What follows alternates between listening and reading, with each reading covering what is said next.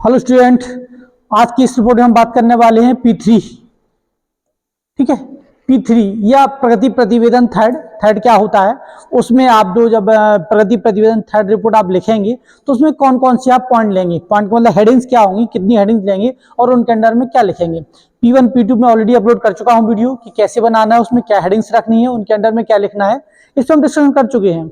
बात कर रहे हैं P3 की। तो पहला, जैसा कि हर रिपोर्ट में होता है कि जो आपको लिखना हस्त लिखित, मतलब स्वयं के द्वारा अपने हाथों से लिखकर 500 शब्द। सारी रिपोर्ट चाहे P1 की, चाहे P2 की, चाहे P3 की बात करें, सब में केवल 500 शब्द ही लिखना है और जो लास्ट रिपोर्ट होगी उसमें सबको कंबाइन कर देना, एक साथ कर देना है।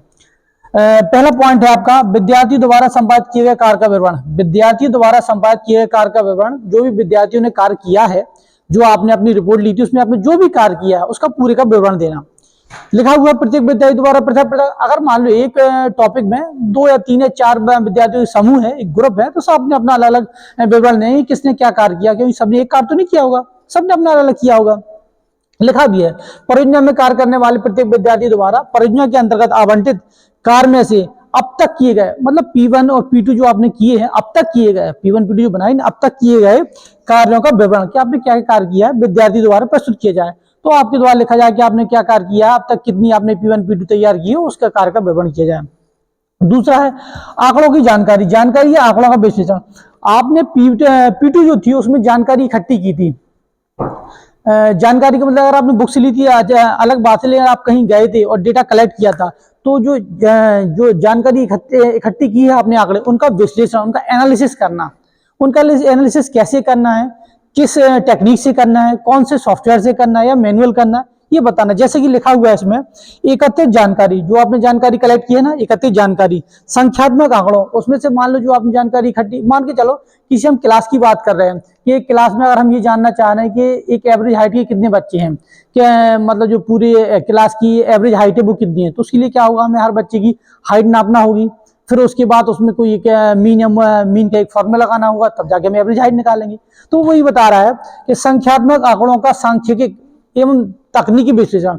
आपने जो डेटा तैयार किया है, जो डेटा इकट्ठा किया है, मान लो आपने कोई ऐसा सर्वे किया है जहां से आपका डेटा आता है, फिर उसमें आप कोई भी स्टैटिकल टूल्स या टेक्निक लगा के उसका एनालिसिस करते हो, उसके बारे में जानते हो कि ये डेटा कैसा है, हमारे काम का है नहीं है, क्या कैसा है। विश्लेषण का आधार, और दूसरा क्या आधार है, आपका बेस क्या है उसको विश्लेषण करने का। जैसे मैंने आपको एक एग्जांपल दिया कि हम ये जानना है कि हमारी क्लास में एवरेज हाइट कितनी है, फर्स्ट ईयर की एवरेज हाइट कितनी है, सेकेंड ईयर कितनी है, थर्ड ईयर कितनी है। तो एक तरह से ये जानना है कि ये कितना, ये क्या बेस है हमारा।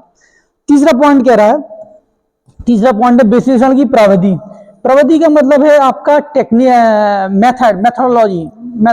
मेथड क्या है, कह रहा जो आप विश्लेषण कर रहे हैं उसमें कौन सा मेथड लगा रहे हैं, आपका वो मेथड क्या काम का है, क्या उससे क्या आपको मिलने वाला है। लिखा हुआ है, देखो, जो जानकारी एवं परिणामों को विश्लेषण करने की प्रविधि, जो मेथड है, मेथोडोलॉजी है, उस मेथोडोलॉजी का चुनाव, कैसे आपने चुनाव किया, प्रक्रिया का पूर्ण विवरण, और जो चुनाव किया है वो क्यों किया, उसका पूरी आपको जानकारी देना। औचित्य, उसका औचित्य क्या है, उसका आखिर क्यों चुनाव किया है। तीसरा त्रुटियों परिणामों का विश्लेषण, जो भी आपकी त्रुटियां आई हैं, जो आपका रिजल्ट आया, उसका विश्लेषण करना कि रिजल्ट हमारा कैसा रहा है, हमारा पॉजिटिव था, नेगेटिव था, हम जो चाह रहे थे वो आया या नहीं आया। अपेक्षित परिणामों के संदर्भ में तुलना, और जो आप अपेक्षित परिणाम जो आप चाह रहे थे, जैसा परिणाम आप निकालना चाह रहे थे वैसी परिणाम आए तो आए हैं तो अच्छी बात है, नहीं आए तो अच्छी बात है, उनकी तुलना करना कि जो आप चाह रहे थे वैसा ही आया या नहीं आया। तो ये आपका थर्ड पॉइंट कहलाएगा। जो आपको हेडिंग डालनी है वो डालना विश्लेषण की प्रविधि या अनुप्रयुक्त तकनीक, एप्लीकेशन ऑफ टेक्निक, जो आपने टेक्निक को अप्लाई किया है। ठीक, इसके बाद लास्ट पॉइंट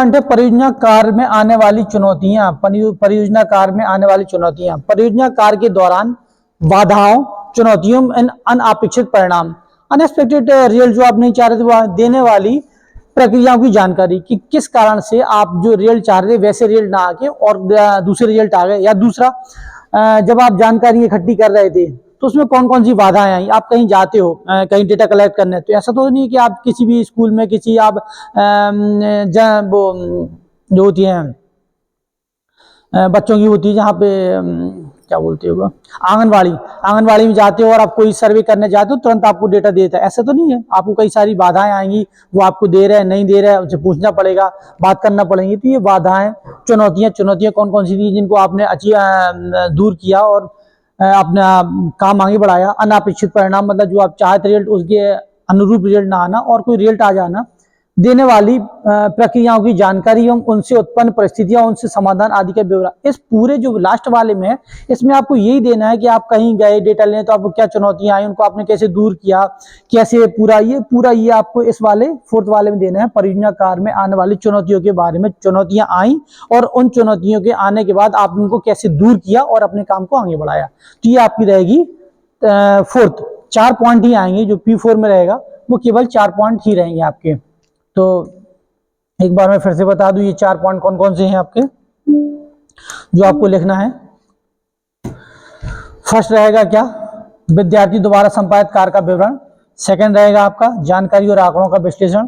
थर्ड रहेगा आपका विश्लेषण की प्रविधि या अनुपयुक्त तकनीक, जो आपकी मैथोलॉजी है, एनालिसिस की मैथोलॉजी वो क्या है। और फोर्थ रहेगा आपका जो परियोजना कार्य में आने वाली चुनौतियों का विवरण किया, आपने क्या चुनौतियां कैसे दूर किया। तो ये थी आपकी रिपोर्ट थर्ड।